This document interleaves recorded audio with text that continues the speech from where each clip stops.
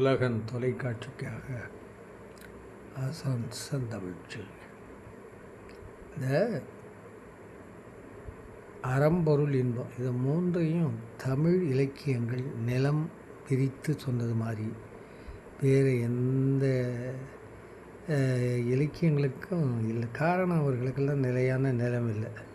நிலமுறியா கண்டம் அல்லது குமரி கண்டம் என்று சொல்லும். இதில் ஒரு காமத்தை பற்றி கூட இவ்வளோ அழகாக சொல்கிறேன் பாருங்கள்.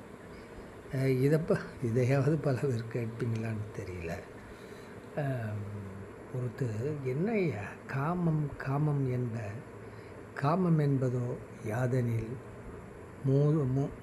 முது சுவர் கழித்து மூதா இளம்புல் தை வந்தாங்கு பெரிதே காமம் சிறுதோளோ என்ன ஒரு பாடல் வருது. இந்த காமம் என்று சொல்லுகிறார்களே அது என்னன்னு கேட்டால் ஒன்றும் இல்லை. கேட்டு பஸ்ஸு பல்லு கிடையாது, இடமோ குட்டிச்சுவர், புற்களோ அருகம்புற்கள் வளர்ந்து தளித்து இருக்கின்றன.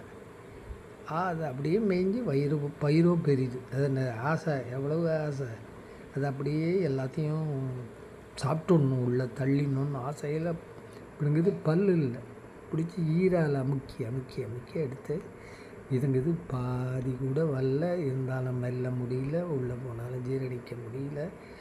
ஆனால் இந்த பசு காலையில் போனது இரவு மாலை வரை மேய்ந்து கொண்டே